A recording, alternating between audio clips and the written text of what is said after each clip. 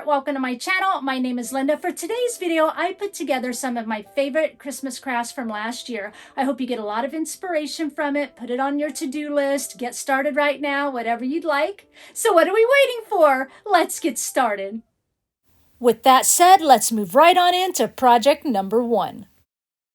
For this project, I often look in thrift stores for canvas art.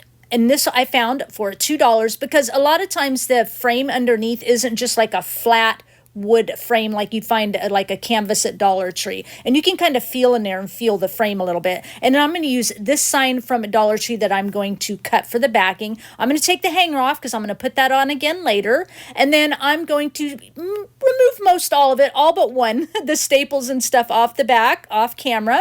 And then I'm going to make a little line here where I want to cut this board at. I do that off camera with just a craft knife and a ruler. So I'm down to my last staple here. I pull it out and now I can pull the canvas off. And then you can see what a nice designed frame that is. So a tip for you to look for those covered canvas frames. I'm going to use Dixie Belle chalk paint in the color drop cloth, Waverly antique wax mixed with water. And I'm going to do a couple of coats just on one side of this board we cut. Again, I just used a ruler and, glided my craft knife along the ruler about 2 or 3 cuts and then just kind of snapped it in half so it was easy to cut this little sign to the size I needed. And then while that's drying, I'm taking the Waverly antique wax mixed with water and I'm staining the whole frame front and back because I want the back all nice and finished off as well. And then once that's dry off camera, I'll take that outside and I'll distress the frame up a little bit with my electric sander. So with my back piece ready to go, I want to measure, I'm going to use fabric and batting, and the height of my sign is about 5.5 inches, so I want to measure it to about 4.5 inches in height. And then I'm going to go till I am about 12 inches in length, I believe. You can just kind of see how big. Basically, I went about an inch border all the way around. So you're going to see about an inch of that back board piece around my fabric. So I am just ripping my fabric to that height and that length. And then what I'm going to do is do a couple of pieces of batting again because I really want it to look padded here. And I'm just going to cut it down to fit the back of my fabric about a 1/2 inch shorter all the way around my main fabric piece, okay? So just cutting that down, trimming it, want it nice and straight, just like that. All right, so next thing I want to do is I have a free printable for you. I have a PDF, so if you want to print this onto fabric using your printer, and of course a PNG so that you can use your electronic cutting machine. And I placed the iDreama boards here a little over to the right because we're going to place a little element on the left-hand side of that. All right, so now we're going to get the vinyl onto our fabric, of course laying it on my pad there on my heat press machine. Once that's cool, I'll peel that carrier top off, and then I'm going to go ahead and glue my 2 pieces of batting together. And then I will glue that to the fabric, just kind of taking off any excess glue glob so it doesn't make a wet spot on my fabric. And then what it'll look like, of course, is placed right on here. Okay, just like this, and you see that area around there. Now you can go ahead and glue this down if you're a gluer, but wait, don't glue it first because I want to show you how to make it look padded, okay? I'm going to take it first to the sewing machine and I'm going to sew a double border around it, all nice and wonky and country looking. So here I'm kind of just sewing that second border around here, and you don't have to, again, sew 2 borders. It's just optional. And I'm kind of staying on the outside of that batting. This is what it looks like because I can feel that batting underneath. So I'm staying around the perimeter of the batting as I sew that border. So now gluers and sewers too, if you want this look, obviously this is the only way you're going to get it. So gluing down, I'm going to go ahead first and glue down the back piece with the Fabri-Tac glue. You could use E6000 or Gorilla Glue. And then off camera, I'm going to add just some tiny little nails in the corner of that wood. All right. And then I'm going to cover the back. That looks yucky. So I have a piece of just black cardstock here and cover that back sign up and make it look nice and finished off on the back. Just like that. And I will add my picture hanger as well. All right, we're almost ready to glue to the front, but before I do that, I wanted to add a little bit more texture to the front. So I took some black chalk paint here, watered it down. I've got a little fan brush here. I'm going to dip it in, wipe off the excess, and then I'm just going to add a little light splatter to it. I don't know, this is optional as well, but I just think it adds a little something something. Here's what that looks like, just a little bit more texture. All right, so to glue it down, I'm gluing down on the batting and then right around the edge up against that batting. Okay, right around that edge and lay it down. And then as you're pressing it down, take your fabric and your finger and press up against that batting. And as your glue dries a little bit, it's going to get even better as it starts to get tacky, and you press that fabric up against that batting, pushing it down here and pressing right up against that batting, kind of indenting right up against it.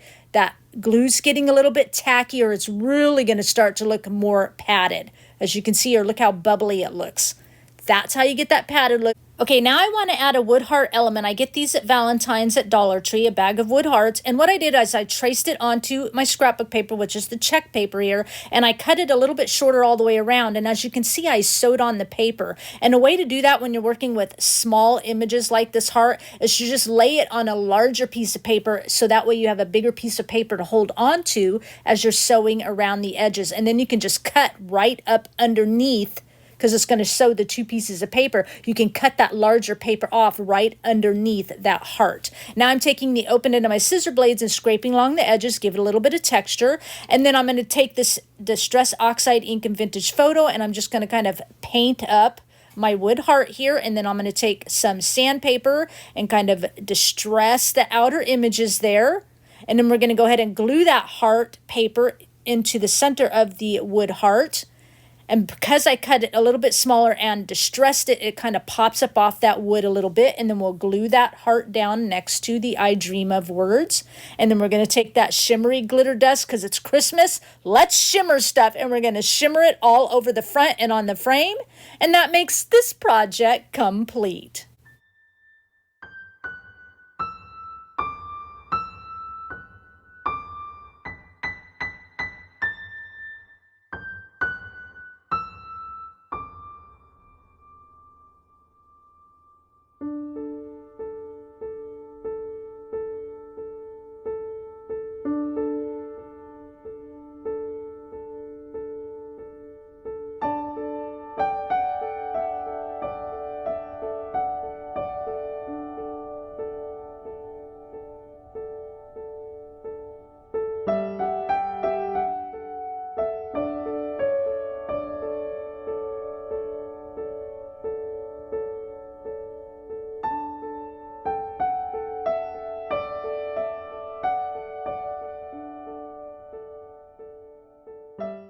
Let's move into project number 2.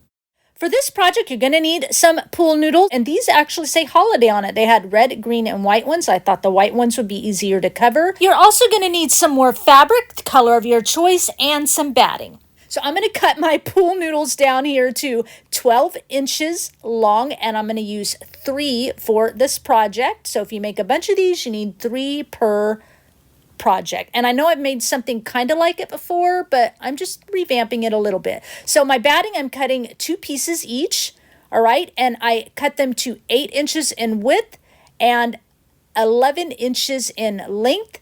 And what you're going to end up doing is gluing it to your pool noodle. Now you can just use 1 piece of fabric if you want, or batting, I mean, if you want. Once you glue it around, it will overlap. And then cut some circles for each end to cover that. And I made sure the circles were big enough to cover the batting as it wrapped around the pool noodle, and I cut 2 of each for the circles as well. Again, you can just use 1 piece of batting for this.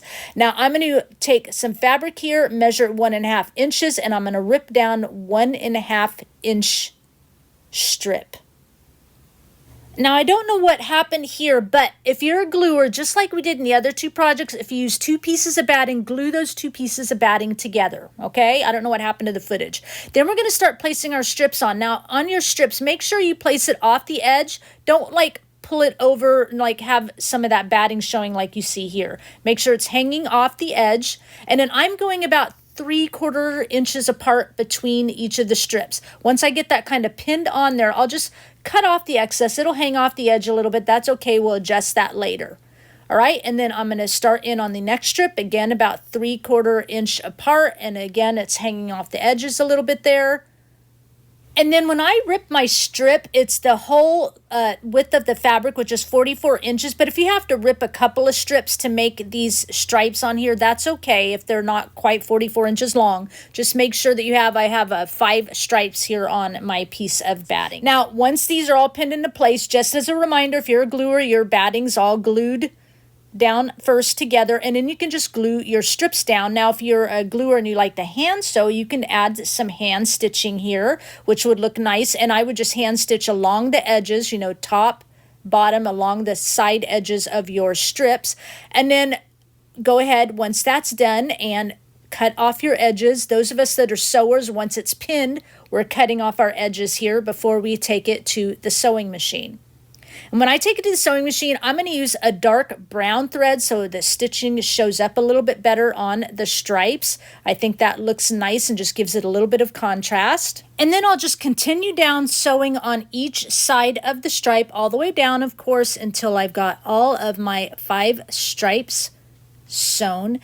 And we are making 3 candy canes. I've got 2 done off camera already, so you're going to need to repeat this process 3 times for 3 candy canes, unless you want to make a single candy cane.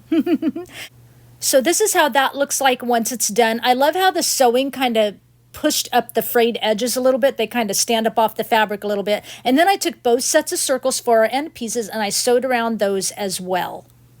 Okay, so now let's start gluing it on.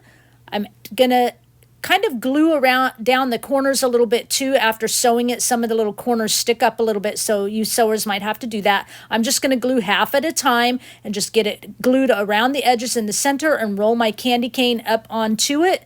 Add glue to the other half of it. Roll the candy cane on with some pressure so it helps glue it down nicely. And then again, so you might have to kind of glue down your corners and maybe in between as well, just, if you want.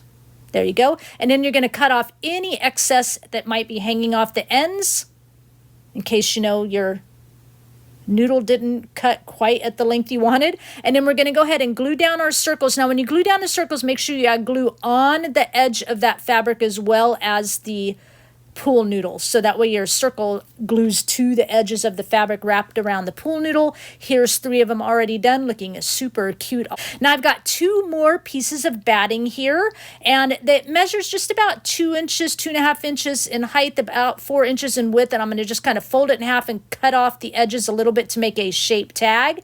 And then I'm going to take some muslin and I'm going to rip that down to fit the center of the tag, just so it kind of matches the ripped edges of the stripes on our candy cane. All right, and then the next thing I'm going to do, I have these clickable stamps from Michaels. I'll have a link down below for you. I spelled out peppermint stick, of course, using my VersaFine ink here that I love to use for stamping. And I'm going to stamp that in the center of our muslin tag here. And you could put anything on there you want, of course. I love the clickable stamps. They look so country. If you're a gluer, go ahead and glue your 2 pieces of batting together and your tag on top, or if you only use 1 piece of batting, glue your tag on top. If you're a sewer, of course, I'm going to take this to the sewing machine and I'm going to stitch around the edges there of that muslin tag so that it just kind of matches, again, our stitching on the candy canes. Totally love how this turned out. Did I say that already? Love, love, love how these turned out. Kind of a revamp from my first set of candy canes last year, and I like them better. All right, now we're going to just glue our candy canes together. I'm making sure my seam where we rolled the fabric onto the pool noodles is at the back. And then add the one on the top and just like a little triple pyramid there. I'm using 2 twines here. The top one you can get at Dollar Tree, and the bottom one I get from Walmart. It's a thicker round twine. I'm not going to tie it around yet because I'm going to take 2 pieces of greenery just from my supply here, whatever you want to do here, and glue those on. And then I will wrap that twine around, add a little glue in the center there of that first half knot so that it stays in position and stays glued to the greenery. And then I'll finish tying a bow here. And then I have these little wood slices on picks. I got them last year, I think, at Joann's, or year before. I haven't seen them since. I've been hunting online all over for these cute little wood slice picks, but I love them. So I cut them off. I'm going to put 1 on each end. And then I am going to add a button. So, you know, I'm adding my twine to the center. No naked holes here. Couple of pip berries I glued on there and a couple of pine cones. And I'm going to glue my tag right in the center of all that and glue the button on top of that. And then, of course, we are shimmering it up with our glitter dust. And that makes this project complete.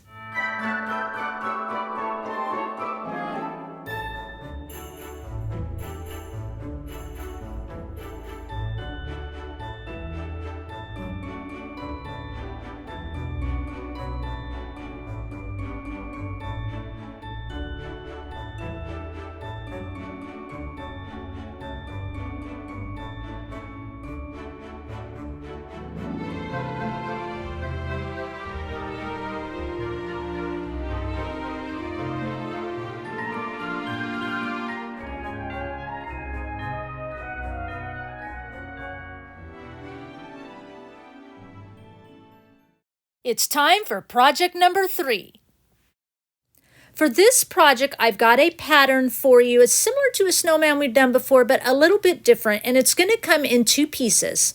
All right, so you've got a snowman top and a snowman bottom. Of course, there's dash lines that you're going to cut and then tape them together. And there's 2 design options, and we're going to work both of those simultaneously today. So you can cut 2 out of the same fabric to make your snowman, or cut 1 front and 1 back that's a little bit different. And then your back piece will actually be about a 1/2 inch larger. So here I just use fleece. I cut 2 of the same out of the 1 pattern for this particular snowman. And you could use like a batting if you wanted. For this other snowman, I picked up a bunch of different like old, like wholly worn quilts and things that had texture on it, like this fabric, wool blankets at like a show called The Great Junk Hunt. I don't know if you guys have seen that. So the front of my blanket's going to be that textured fabric, the blanket. The front of my snowman is going to be that textured fabric that I cut directly from the pattern. And then I used the pattern, laid it down, and I just cut out about a 1/2 inch away from the pattern edge for my back piece.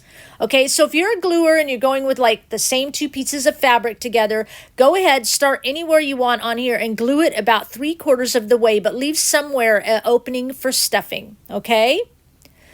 If you're going to do like this particular snowman, I wanted it to kind of look quilted. So I found this batting off of eBay. The link will be down below. It's 100% cotton batting, and it's 1 inch thick, but you could actually, you know, separate it, make it thinner as you see here. And of course, I keep all the extra pieces, which is what I'm going to do here. And I'm going to glue it to start out with to my fabric. So I cut enough to make it fit the top piece of fabric. Now, if you don't want to do this look, you could just put it together like we're doing the other snowman and stuff it with regular stuffing, okay?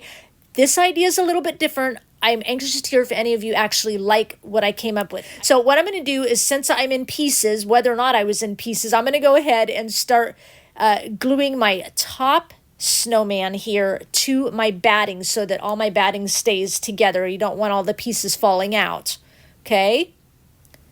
And then I will go ahead and flip this over. And then I'm going to add some more glue on the back side and then get it glued to my back piece, which again is just an old wool blanket, okay? And I'm going to sew around the edges. If you're a gluer and don't want to sew, you could hand stitch around it, which would be really cute, or you can just glue it together, okay? Now for my seam allowance, I'm actually sewing in about 3/4 of an inch. I originally started it about the normal 1/4 inch seam allowance or so, but I wanted my batting to be pushed out a little bit more. So, and luckily I hadn't sewn that far when I noticed it, so I kind of took it out and redid it. And by going in about 3/4 of an inch or so, it helped to kind of push that batting out to the edge a little bit more. And you may not want that look. That's kind of up to you. I am using a size 14 needle, by the way, which is going wonderfully through that kind of thick wool blanket and this textured fabric. Anyway, this is just about done, and then we'll see how it looks here. All right, so this is what we've got. Now, since my batting was all pieced together originally, I wanted to go ahead and just glue it down around the edges where it's not sewn so that it stays into place. But you can kind of see how that sewing looks. And by going in about 3/4 of an inch, it really gives it a nice quilted look. When this is done, I'm going to set it aside. We're going to go back and forth on these snowmen, okay? Going to work them simultaneously, like I said. I've got this one all sewn, so you gluer or sewer, if this is the one that you like best, the design you like best. Go ahead once that's done and get it stuffed as tight as you want it, and then glue or sew your opening closed. Okay, now this next step, I do this all the time, and I got to figure out, why didn't I do this before I did that? So we need to do some eyes. Put your eyes on before you sew your pieces together, okay? Take it from me. So what I'm doing is just marking with a marker where I want my eyes to set, and I cut some noses just freehand out of some fabric, and I get this fabric at, it was Walmart or Hobby Lobby. I think it's Walmart. And what I have to do, since I did not get my eyes on first either snowman before we glued or sewed it together, is now we have to kind of try and hide where we go in at and where we come out at by sewing our eyes on. Now you could use Sharpie marker or like paint pens and just draw them on, but if you want to use some beads or something like that, like I'm going to do here, and a needle and thread, now we have to hide everything. So I'm actually going to come in between the layers of the batting and that fabric, and it's a really kind of small size diameter needle, and then come out where I marked the opening for the eye. Okay, that thread where it's knotted at the end, we're going to hide that. Expertly, it's going to look like we did the eyes ahead of time all the time. And then I'm going to add my bead to the thread and then come back through and pull tight and pull my needle up out the top. And you could go across to the other eye, because I actually do that on the other snowman, but I didn't on this one. Then I'm going to come back in from that top up there and bring my needle out through the opening where I marked it for the other eye. Put the bead on, and then come back right close to that bead and back through the fabric up and out the top, and making sure you don't come out through the back of that fabric either. You're just going right in between the layers. Pull it nice and tight so you kind of get a little bit of a quilted look there, and then just tie it off. Just come in there and find kind of your last little stitch or whatever and tie a knot and tie it off. And then we'll cut off the excess, and then we're just going to move that batting around and cover that knot so it doesn't look like Linda forgot again, and then kind of glue that fabric down at the top, and no one knows the wiser. Doing the same thing on the other snowman, because again, I forgot. Like I said, you could use a Sharpie marker, paint pen, draw your eyes on, however you want to do it. I'm going to again come through the top and just slide that needle down in there. It'll be easy to do if you sewed too. Now that knot, again, we'll cover it. Add my bead to it. Come back through in the same place, right close to where I came out to put that bead on. See, this time I'm going straight across to the other eyeball. And then add the other bead, and then go back in right close to where I came out at, and then bring it right back up through the top, making sure I don't come out the front or the back of the fabric there.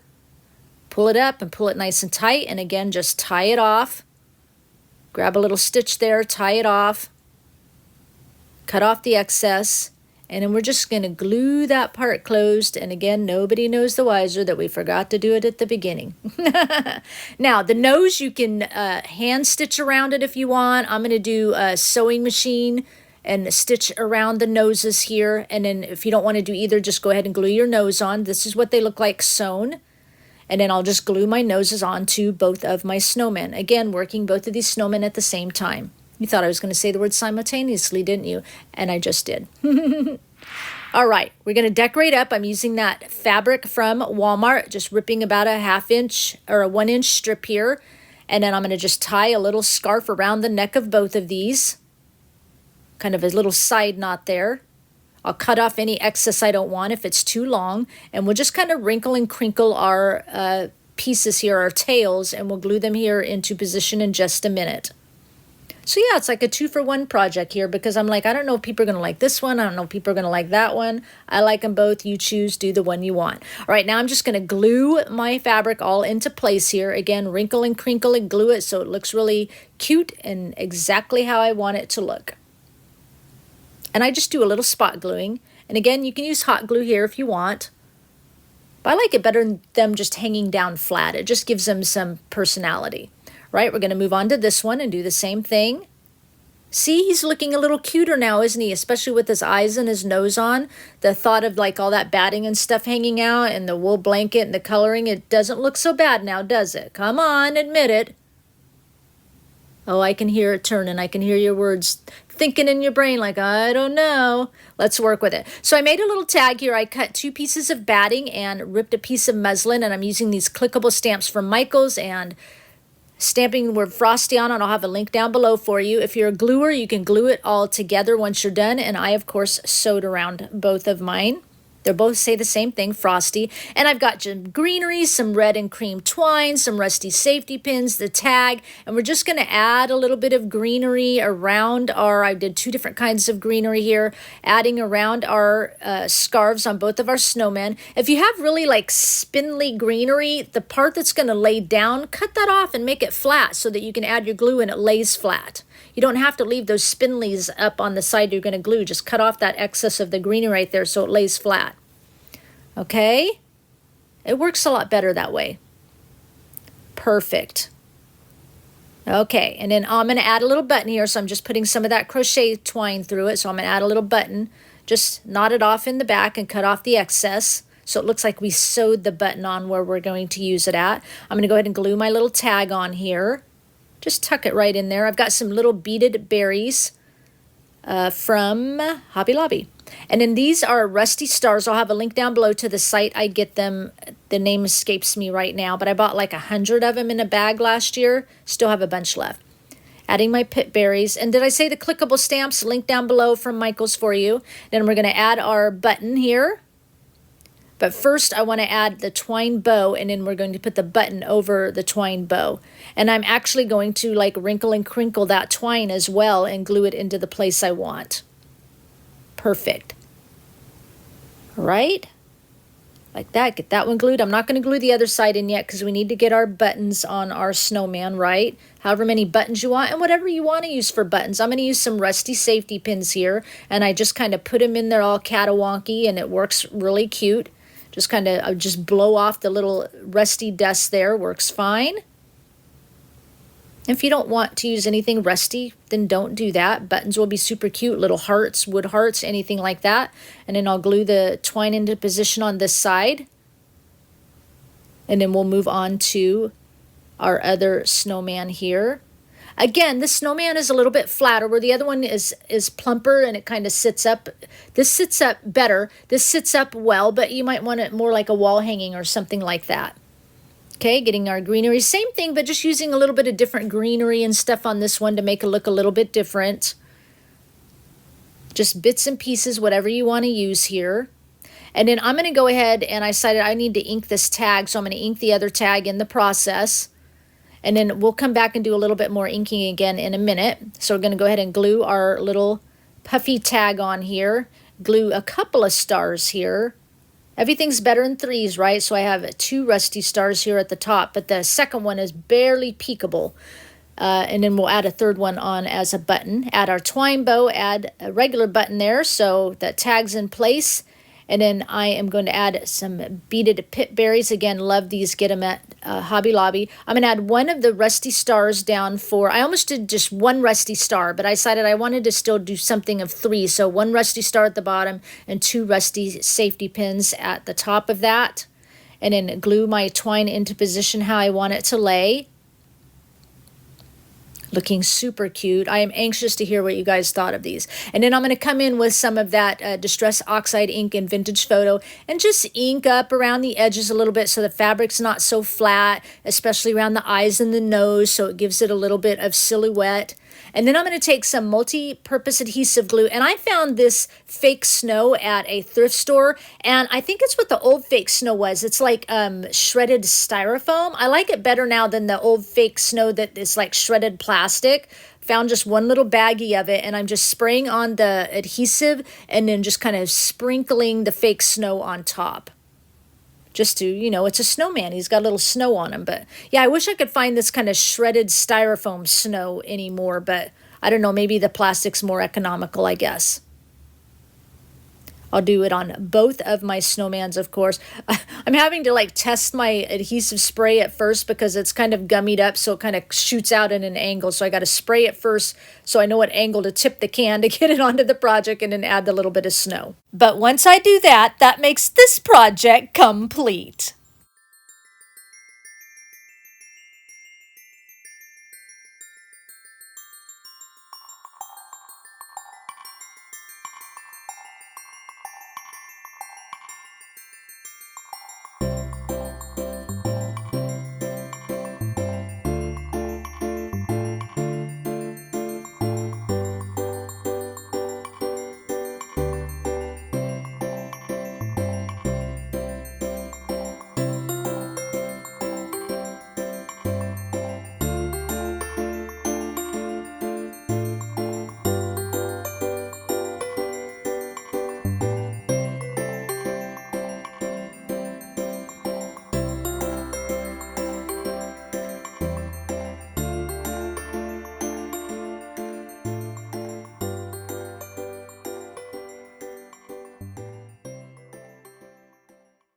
Let's head into project number 4.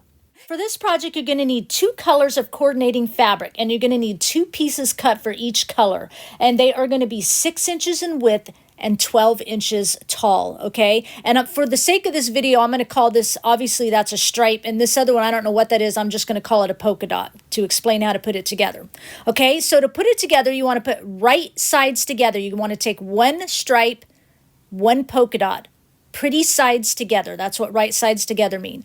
If you're a gluer, you're going to glue down 1 short edge of each of those sets of fabric. Okay? If you're a sewer, you're going to sew down 1 short edge on both of those sets of fabric.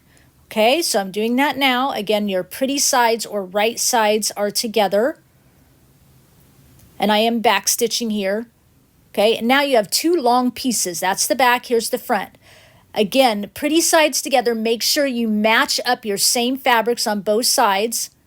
And now what we're going to do, gluers and sewers, you're going to glue down 1 long side, 1 short side, and glue up the other long side. You're going to leave 1 short side open.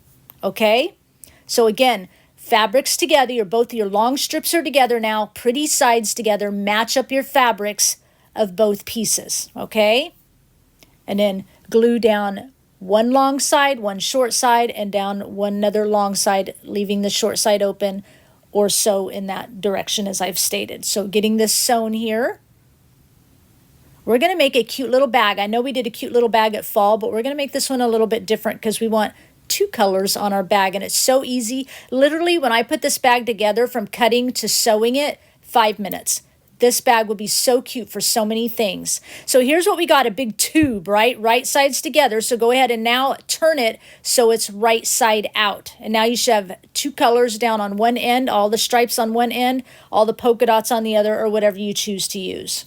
Okay, yeah, this would be so cute to actually put like a gift inside or like a gift beverage or something like that, because you can adjust the length of this if you want. Now, if you're a gluer, just go ahead and glue that open end shut. I'm a sewer, obviously, so I'm going to kind of turn it in a little bit here. I don't have to, but I'm going to turn it in about 1/4 of an inch, turn those raw edges in, and then I'm just going to sew along that outside edge. Don't worry, you're not going to see this, okay? But it still looks pretty, right? Just sewing down and closing that edge. Now, everything, all the edges are closed. So now what we have to do, I want my stripe at the bottom, so I'm going to take that polka dot, I'm going to spread my bag apart, and I'm going to take that polka dot, and I'm going to shove it down inside the stripe of that bag, so that end of that polka dot meets the bottom of that stripe bag, and this is what it looks like. And then you can fold down your top edge. I've got it fold down about 2 inches, and now we have a 2-color bag. Really, really cute, nice and easy. Now let's move on to the name of our bag. I'm doing mine in iron-on vinyl. Okay, I will have a PDF and a PNG for you. Those of you electronic cutting machines, you can cut this out in PNG. And as you see here up in the upper left corner, I have done 2 designs for you, so you can decide which design that you like. I'm going to rip my fabric and then iron on onto the fabric. If you don't have electronic cutting machine and you can use the PDF, you can print onto the fabric. I'll have a link down below that takes you to that to show you how to print onto fabric. Okay, so here I am ironing on the design I chose. I wanted the lesser design. I was going to go for the longest time with the other one, but then decided I wanted this one. Now, if you're a gluer, you can glue on whichever choice you've made or design, and you can hand sew it on if you want some cute little stitching around it. I'm going to take mine to the sewing machine, and voila, here it is, all done and ready to go. I just kind of sewed around it to have some fun.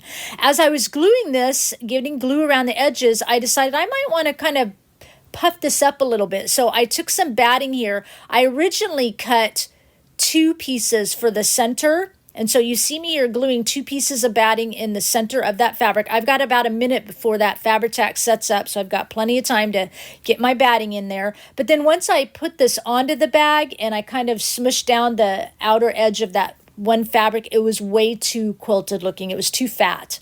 You'll see here it just looks too fat.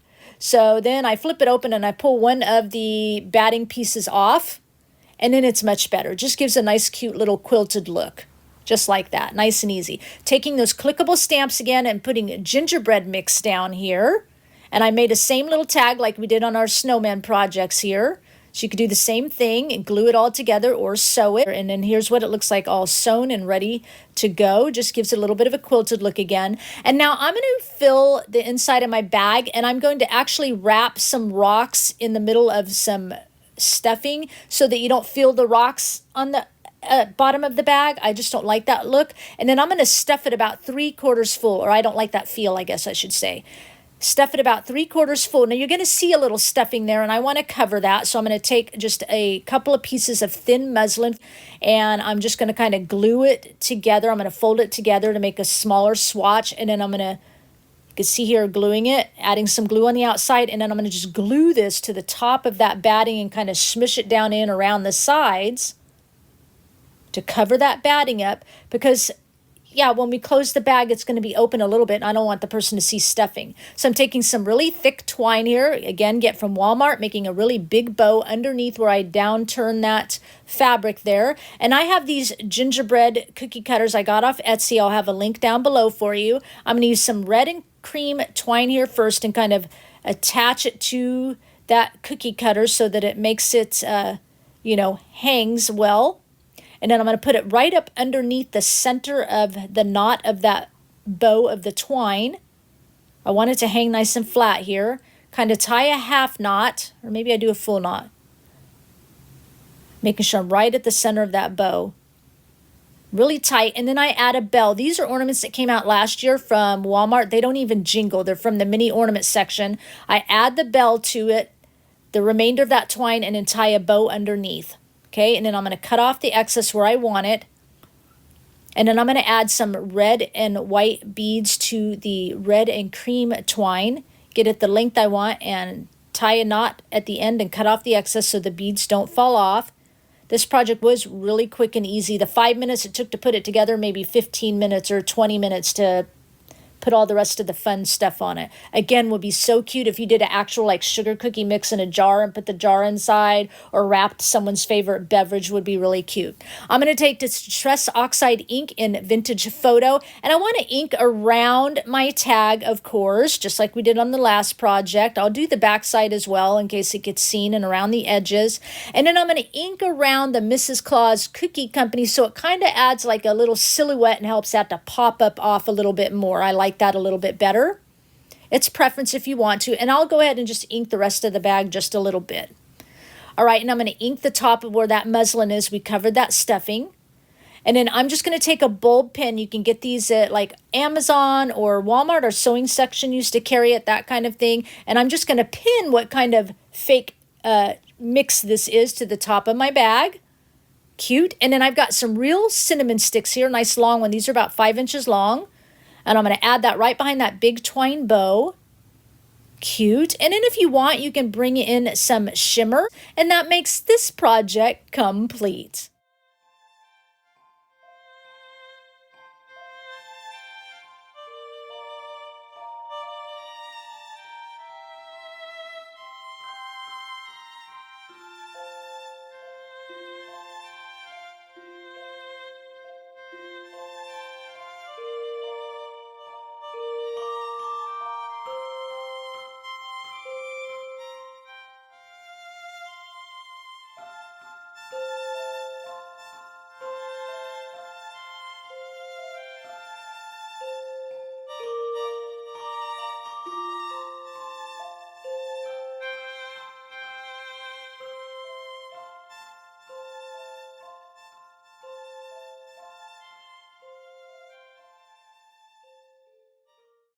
It's time for project number 5.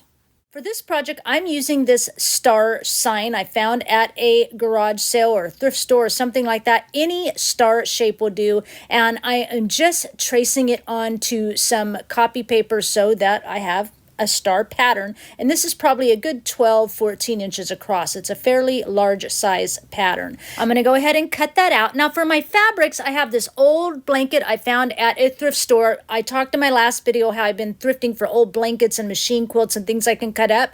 And I'm going to use this fabric from Hobby Lobby. If you didn't have like an old blanket, you could use like duck cloth for your background, would work really nice choice. But I'm really liking the old quilts and things for a lot of my pieces for my craft show this year. I'm kind of changing it up a bit. So I'm going to cut my star out of the top pattern. And then once I've got that cut out, I actually cut two. You don't have to. One is sufficient, but this is kind of a thinner fabric, so I cut two out of this shape.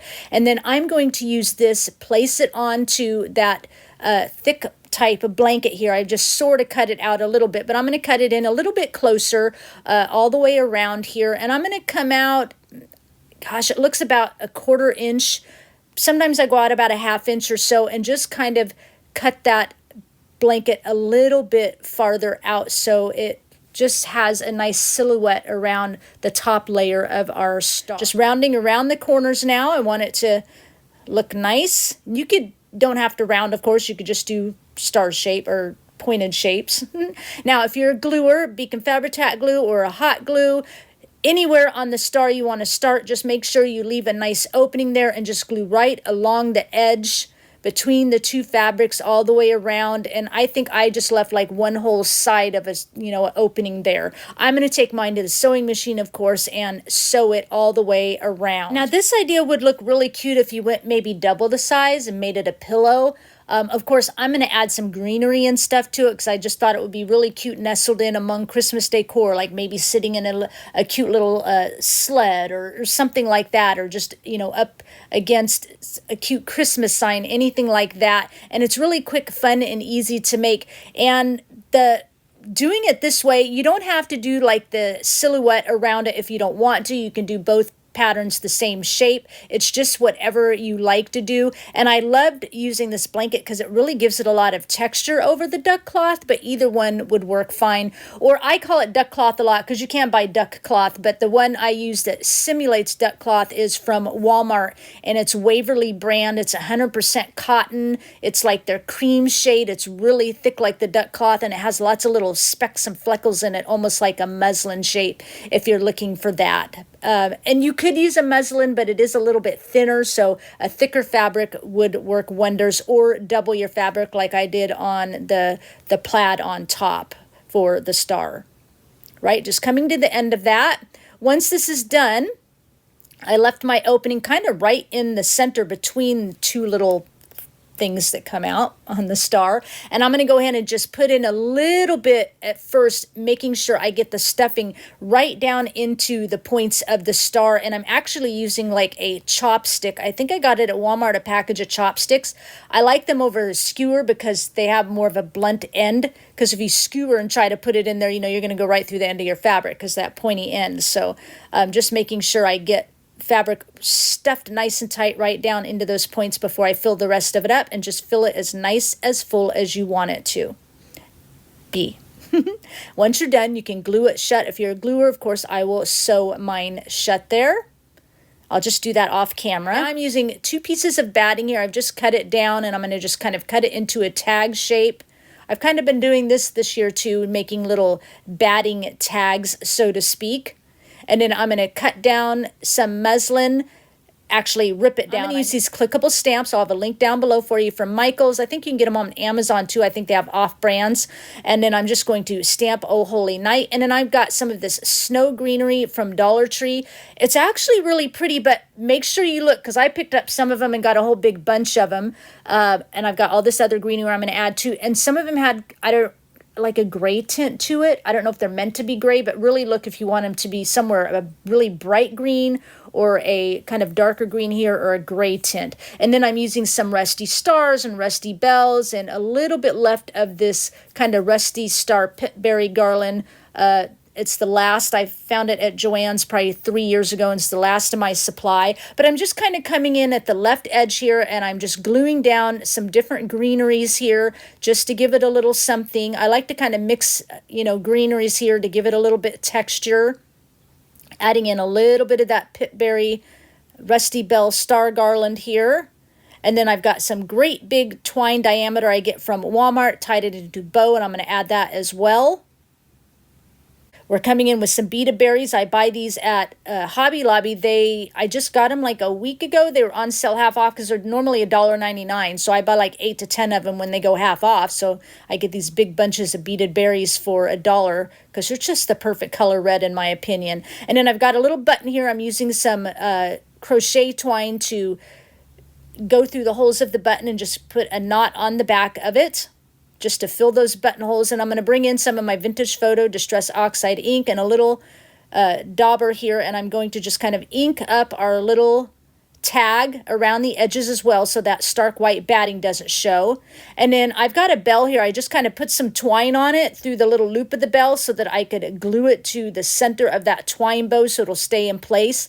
And then I'll glue my tag like right underneath over that, both of those twine there, and that'll help that rusty bell to stay right there. And then I'm going to add a little red and cream twine bow in my button right there in the center of that. And then you all know how I like to kind of, however the tails on my bows fall and they wrinkle and crinkle, I like to just glue them into that position. And I've got a little rusty star here. I can't remember what site I get it from, but I will have that link down below for you. I'm going to kind of pop that in there, a little bit more rust. And then I will adjust my red and cream twine here, adjust the tails a little bit shorter and glue those into place. Once I get this into position, the last thing I'm going to do off camera, because you all know I'm going to do it, is use my shimmer spray. I love to use it. It's just a nice clear shimmer with a hint of silver glitter, and that makes this project complete.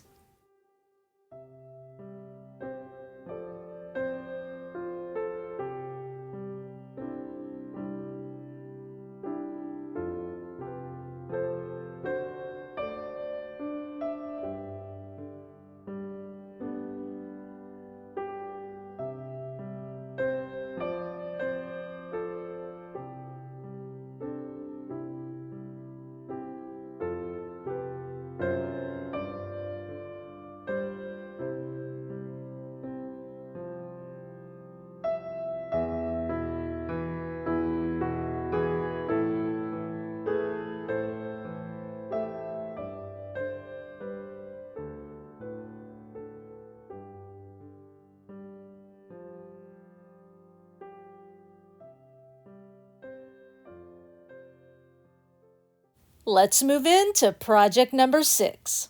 For this project, I've got this little mitten here. I downloaded it. It was a free printable pattern from Pinterest. I'll have a link down below. I saved it to my Pinterest board, and I just adjusted it. I cropped and adjusted it to the size I wanted, which was 10 inches tall and about 8 inches wide, because I wanted a rather large big mitten here. I'm going to use the same size later for a smaller mitten garland. But what I've got here, this is just a big quilt I bought, I think from Wayfair, $29, $30, something like that. But I've been cutting it up because it's already quilted, ready to go. I love the colors because it's Christmassy. These are little extra pieces I've had left over, and I'm just cutting them down so that I can kind of mix and match the patterns and then sew them together to make it look all patchy, right? Like a patchwork quilt.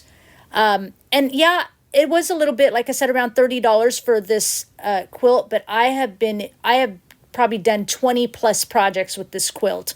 It was like a throw size, but it's been doing a lot for me. So this is how I'm going to do it. Now, if you're a gluer, you can, of course, put your right sides together. I know which is my right size because the back of the quilt's all the stripe, and you can just glue all your pieces together. Or like this is the quilt that I've been cutting up. If you find one like this, it's already in pieces, so just cut it how it is. And you don't have to quilt anything together, but I wanted to use up every little piece I could. So, and I want to place it in different directions or things like that. But I will have the link down below to this particular quilt that I bought. Okay. Well, so what I've got is everything is pieced together, and I'm going to go ahead and come in here and sew all my 4 pieces together. And I'm loving doing this because when you cut this, of course, all that batting's kind of hanging off the end, and it just looks really cool. And I don't have a problem cutting this up because it was machine made anyway, but it's just like the perfect kind of country colors and just loving it. I almost wish I got 2, but I might get tired of it. But there is another one that's kind of on hold that I've been kind of waiting to get to. If I run out of this one, I'll go ahead and get another one that's some different colors. Anyway, here it is all put together, and now I'm going to lay my pattern on this where I want it to be, and then I'll go ahead and pin it and get it cut out. Okay. perfect. It's just going to look all patchworky and cute. And I am sometimes cutting a little bit bigger than the actual pattern. Don't care, you know, however you want to do it. Just, you know, cut it out, and whatever size you want. You can crop and adjust your pattern to whatever size you want. So here it is all cut out, ready to go. Now, if you didn't want to quilt it at all and you just wanted to use regular fabric and maybe like this and put some batting with it and then put the two together to make it look quilted so the batting hangs on the outside, you can do that option as well. And you can cut up 2 or 3 different fabrics and put them together if you don't have anything quilty, but put the batting behind it so it looks like it's quilty, like you cut a quilt apart. And now, yes, I'm using the same blanket. It's coming in handy, and I'm going to cut this out a little bit bigger all the way around, just like I did the star. Okay, I'll do that off camera because we already seen me cut the star. Here it is, all cut and ready to go. And then I'll go ahead and start laying this one on top of it. So we have that silhouette around it. Again, you can use a duck cloth or a muslin or something like that. If you're a gluer, go ahead and glue all the way around, but leave your top portion opening. But wait before you glue, because we need to think about putting some kind of handle on this. I'm going to go ahead and get ready and pin it. But before I do, I need to remember a handle first. So I have some muslin here. I ripped it's about a 1-inch size strip, and there's a couple of ways to do this. You can kind of sew or glue it across on the front, and hot glue or Fabri-Tac glue will work. I'm just going to sew it across this top edge, and if you do it that way, then you can make it a little kind of like a knot in the front. Or if you don't want to do that, you can just, you know, glue in between the 2 layers of fabric that way. Okay, so there's 2 options. So I'm going to go ahead and pin mine into place and then just glue or sew across the top, making sure that my back piece isn't in with that top piece, because I don't want to sew it to that back piece yet. Okay, so I'm going ahead and just doing that option, and I'm going, you know, back and forth 2 or 3 times back stitching so it holds nicely. Because yeah, we're going to fill this up. That's why it's a bigger mitten. We're going to fill it up with some greenery and things like that. So, you know, just want to make sure it holds really well. And then once I do that, I'm going to make sure my back piece is flipped into place, and then I'm just going to continue sewing around the entire mitten here. All right, so here it is. It's got our opening here, everything's sewn together. We've got our handle on it, and I've got my areas sewn across the top with the straps. Again, you can put those in between your fabrics and do it that way. Now I'm cutting just a piece of this fabric here. I'll actually do 2 pieces. I'm going to cut this one out here, and then I'll have another strip that I rip later. And I'm doing it double layered so it's nice and thick, and I'm just freehand cutting kind of a nice country looking heart. And in 2 pieces of batting here, I'm going to cut the same size as the heart.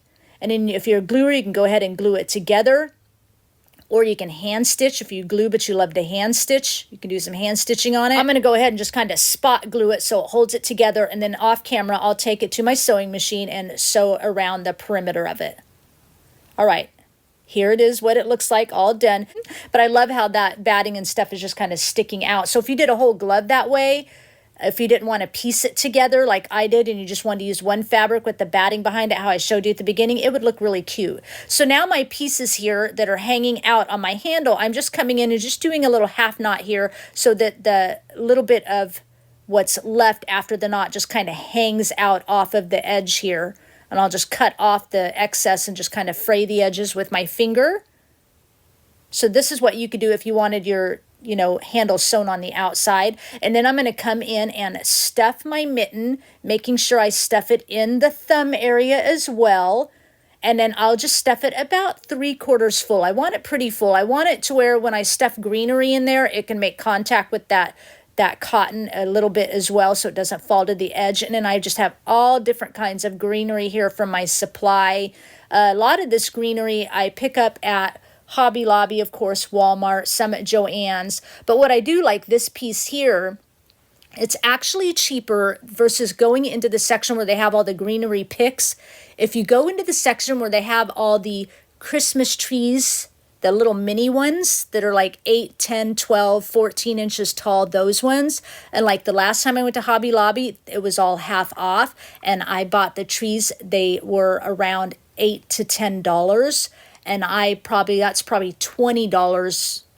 I mean, 20 picks worth of tree for like $8 to $10, and I just cut the tree apart and use it that way versus getting all the little picks for $3 and $4 each. Much more affordable that way is buying the smaller trees and cutting them up for your greenery. And I try to use lots of different types of greenery in this mitten just to give it a little bit of fun. And you can make it as full or as lightweight as you want. You don't have to put as much greenery in as I did.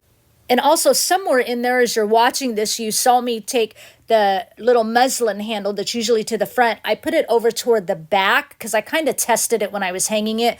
Put it behind your greenery so when it hangs, because if you have it in front of your greenery, it's going to make your glove hang funny. So make sure that your muslin is behind your greenery as you are stuffing it. So now I'm just adding in some of my beaded berries from Hobby Lobby, and then I'm going to come in with our clickable stamps again, and I just spelled out Snowflake Wishes, and I'm going to make another little padded tag here. So I'm stamping onto some muslin that I've ripped to the size I want, and then I've got my little tag here, 2 pieces of batting.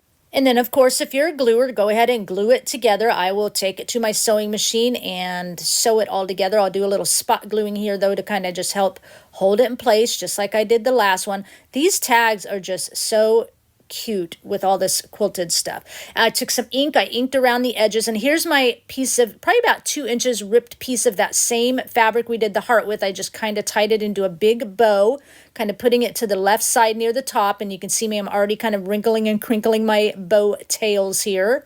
We'll glue those into position. All right, and then we're going to bring in just a little bit of stuff for the center of the bow, not too much. I've got this big bell, and it came off of this pick with the wire in it, and I'm just going to tuck it in right at the top of the knot of that bow inside the little mitten, and then I can push that forward and glue it onto the bow here in just a minute. I'm going to go ahead and glue my tag into place, and then again with some of that red and cream twine into another bow right on top of that tag, and then I'm going to ink my little button up. I've already put the crochet string in the holes. And what I'm going to do, see, I can just bring my bell and just glue it right over position there. And then go ahead and glue my button on. Luckily, I caught it because I started to have a no flake wishes tag instead of snowflake. But I caught it and moved my button over so you could see the S and reposition my tag a little bit here. Perfect. And I'm going to ink up my heart a little bit and go ahead and glue that into position. And then since I inked up that heart, I'm going to go ahead and ink up a little bit more so it matches that heart, and just ink up the material on that bow. We already inked up our tag, and I'll ink up the little handle there, little muslin handle as well, just so everything ties in together. We're just about done with this. And then I'm going to go ahead and adjust my tails on my twine bow here, and of course, yep, glue everything into position how I want it to sit. A little bit too much glue there, but I caught it. It's okay. And then, of course, the last thing I'm going to do, if off camera, is bring in my shimmer mist and shimmer that right up, and that makes this project complete.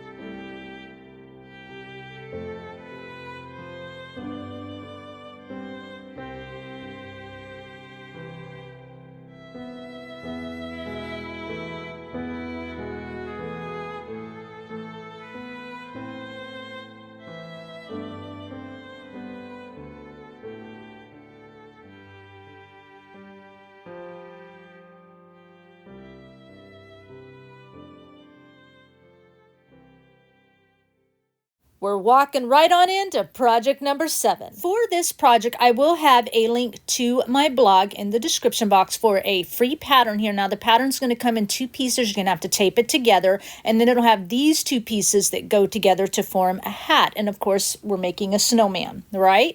So the first thing I'm going to do is use this kind of textured fabric. It's a bedspread. I found it at a craft show, had a little bit of staining on it. Got it for like $10, king size. I just kind of cut around the stain, but I love love the texture. You can use any fabric you want. I thought it would be great to work for this snowman. Off camera, I'll just go ahead and cut it out. You're going to need 2 pieces here like I've got here. And then for the hat, I've got these leftover pieces from another quilt I've been using. This piece here is actually from a placemat that I found at a thrift store, and I've seen these at Walmart, I believe. But I'm going to cut this for 1 piece of my brim. You're going to actually need 2 pieces for the brim and 2 pieces for the hat. But I want to use different fabrics. I'm also going to use a piece of batting here. That's your choice whether you want to or not, but I just want it to look thick and lumpy, bumpy. And so here's a piece of another quilt I've been cutting up. I'm going to cut my second brim piece out of that. Yeah, I just want it to look lumpy and all quilted, so I like to add extra batting in there. And I just pick up the batting at Walmart by the yard. Now I'm taking the top piece here and I'm cutting 2 pieces of batting out of it. You don't have to use any batting for the top because we're going to stuff it anyway. But again, I want it to look thick and quilted, lumpy, bumpy. You know the routine. I'm cutting out 2 pieces of this quilted fabric for my hat, and I'm making, you know, one side different from the other. Nothing sort of matches. It matches, but it doesn't match. Okay, here's what it's going to look like when all the pieces are cut. I'm going to also cut a couple of buttons here, button places here out of that placemat. We're going to kind of add a button to the top. So it's going to be like the background of our button area is what I'm trying to say, just freehanding a couple of circles. So when you're done for the brim, I've got 2 pieces plus batting. For the top of the hat, 2 pieces plus 2 pieces of batting and my 2 buttons. All right. Now we're going to work on a snowman. I'm going to sew around it, plus leave a space for opening. You can glue around it, around the edges, in between the fabrics, leaving the bottom open. All right, so now I'm coming in on the snowman here, sewing along the edges, again, leaving that bottom open like I discussed before. And yes, I am using a fabric, oh my gosh, because I'm sewing fabric, a thread that's a little darker on the snowman just to give it that little bit more texture. And as you see, I'm leaving the edges of that snowman out. I'm not going to hide them. I'm not going to tuck them in or anything because I want this to look rustic and farmhouse. Stuff your snowman as fat as you want him to be. When you're done, you can glue him or sew him together. I'm not going to do it quite yet. I'm going to set it aside because we're going to work on the hat and stuff, and then I'm going to sew everything at once. So to the hat, here's my pieces again. Right? If you're a gluer and you use batting, go ahead and glue your batting down and then put your hat together and then glue along the outer edge. 3 edges, side, top, and other side, and leave the bottom open because that's where you're going to stuff whether or not you use batting. The hat, if you use batting, put your 3 pieces together. If you don't, put your 2 pieces together and glue. And then I've got a little patch here I cut up from another blanket. I'm going to sew around, and I'm going to sew around those little buttons just to add detailing. Okay, if you are not a sewer, you can use like a Sharpie marker, make little dash lines to add detailing on your fabric. Here I am sewing my snowman clothes, and now I'm sewing around the buttons. Again, as I discussed, to bring in that detailing with that little bit darker thread so that you see that, or actually it's the backing for the buttons, right? Again, Sharpie marker would look cute with tiny little dash lines around it, like an extra fine Sharpie marker. You don't want the little fat Sharpie markers. Then I'm sewing the hat together. And as you can see when I'm sewing this, because I added the extra batting and that quilted fabric and all that, that quilted fabric kind of puffs up around the edges. You see that batting inside, and it just makes it all fluffy, and that's what I like. And I actually found another piece of this blanket I've been cutting up that had a little frizzy on the end that I switched to use for like a little patch on the hat. So that's what this little piece is for. I'm going around it twice here just to give it some fun, and you don't really see the thread all that much. I probably could have like switched it to darker, but you know, it's there. And now I'm sewing around the edges of the hat, and I wanted this really lumpy bumpy. That's why I added the extra batting in there so that, you know, it just will look really full when we actually go to stuff it as well. So here's what everything looks like. Got our hole to stuff here on our hat. Got the brim all done. Looks fun, different textures. Our background for our buttons. Our little patch here. See, just it's real subtle on this one, but that's okay. We're going to add to it. And now I'm going to stuff the hat. I was amazed how much stuffing I got in such a tiny opening here as well. Use my scissors to get it down into those corners. Stuffing the hat's going to help us to kind of glue it to the brim. So that's why I decided to, you know, add that stuffing too. But you also want it to look like a full hat. This is what that looks like. And now I'm going to take some Distress Oxide ink and Vintage Photo, and I'm just going to distress everything up a little bit. This is what's going to give us our little rustic texture to our snowman. The tattered edges will help as well, giving us that look. You could skip this part. You don't have to do this part, of course, but I love all the fun textures of the placemat and the wool blanket I cut up and all that. Here is a tag I created with some clickable stamp, but it's already done. I went ahead and did that off camera, so I'm just inking this up. Now I've got some just checkered fabric here I get from Walmart. I'm ripping it into like a 1-inch strip, and then I've got a long strip of muslin, probably 1.5 inches or so. I'm inking both of these up. All right, just so it goes in with the rest of it, and pulling off extra strings, because when you rip, you get the extra strings. But I like to rip the fabrics because it kind of gives us that tattered look. Once that's done, we're going to move into our hat. I'm going to glue it on, but I'm also going to do a little hand sewing as well. The glue will hold perfectly wonderful, but in my brain, I just feel like I need to add a few little stitches right around the base, just a couple of it. The stitches aren't going to be seen because we're going to add that piece of little checkered fabric around the bottom of that brim as well. So again, just a couple little stitches, optional if you want. Once that's done, we're going to move into putting our cute little patch on the front of the hat. I just think it gives it personality. I love the little frizz hanging off the end. Then I'm going to bring in some rusty safety pins, some rusty bells, some buttons, a little bit of thread for the buttons, some thick twine, which I get at Walmart. And I'm just going to add a safety pin and a bell to the front of that patch. It just gives it some fun personality. And then I'm going to add some of this kind of crochet thread to the center of one button here, because I don't, about 99% of the time, I have to fill the holes in my buttons if I'm not going to actually sew them onto something so it looks like I sewed them on. So just running that through and then tying a knot in the back side of the button and cutting off the excess, and we'll just glue that onto our little background piece. I'm going to ink that button up just a little bit, going with the rustic look, and I'll glue it onto that backing, and then I'm going to take another safety pin, rusty bell, and glue it onto the other button backing, and then we're going to attach the hat to the snowman. I will add some stitches on here as well. I have no problems that the Fabri-Tac glue will not hold, or a hot glue, and I'm making sure I'm just pressing it on and holding it tightly. And then once that is secure, I'm going to add that little bit of checkered or plaid fabric. I'm going to wrap it around twice and just kind of tie a little knot here at one side. And then, of course, I'll go ahead and adjust the tails a little bit because they're just a little bit too long for me. So adjust it how you like it. And I do go ahead and add just a little bit of spot glue around the brim underneath that plaid fabric, just so it stays in place and bunched up where I've got it bunched up around the brim area there. Then I'm going to go ahead and glue the buttons onto the snowman. Just 2, you could do 3. And as you can see here, I'm not adding any kind of face, am I? So I don't want to hear it in the comments.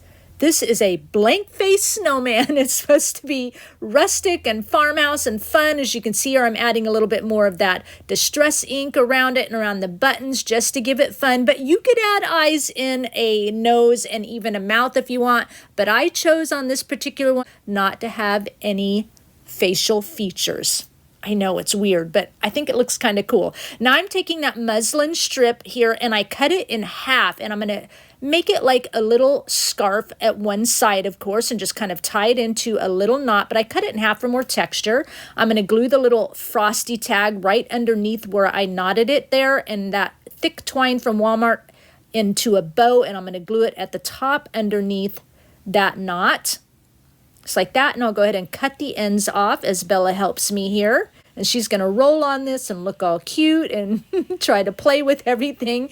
And I'm going to go ahead and kind of glue that knot down too over that twine so that it stays in position. And I try to pin something on there, but she won't let me. She's just so super cute.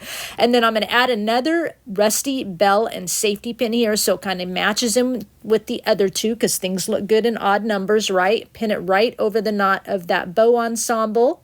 And once this is done, I'll go ahead and add some shimmer spray, and that makes this project complete.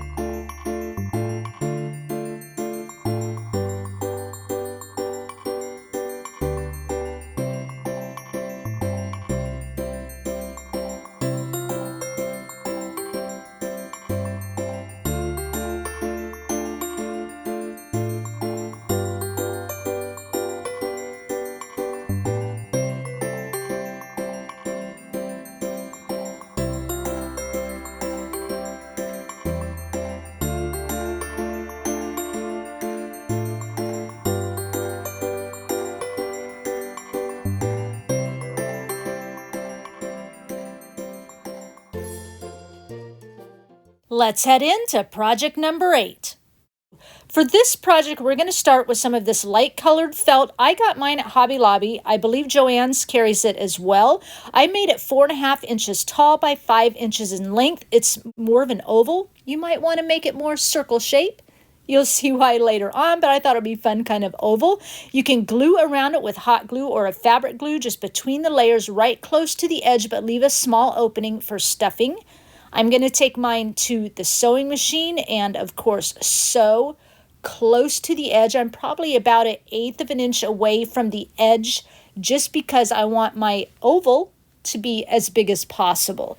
But again, I'll leave about a 2 to 3 inch opening to stuff it. This is what it looks like. Now, usually when you do like a circle or an oval shape, it's nice once you've glued it or sewn it to come in with some scissors and just make some little snips right up to your glue or sew line all the way around. Don't go through that glue or sew line right up to it. And that way when you turn it right side out, it's supposed to kind of help give it a better shape because it allows that fabric to kind of open up on the inside to give you more of a round shape. I know it looks funny here. Once you've got it turned right side out, go ahead and stuff it as full as you want it. And I usually just stuff my things fairly tightly, and then you can glue it closed. But if you are a gluer and you glue it closed, I'm going to hand sew mine closed here. Make sure if you're a gluer that you take those raw edges that are sticking out and you fold them in toward the stuffing to make it look nice and finished, okay? If you are a beginner sewer, I'll have a link down below to my blog where it shows you how to kind of do basic stitches if you want to take a look at that because you want to sew it closed like I'm doing here. But as you can see, it's fairly easy to do, but this will take you a little bit more in depth to show you how to do it. I'll do that all the way across, and this is what my oval shape looks like when I'm done. I probably should have went rounder, but I don't know. I was just trying to make it fun and give it a little bit of personality.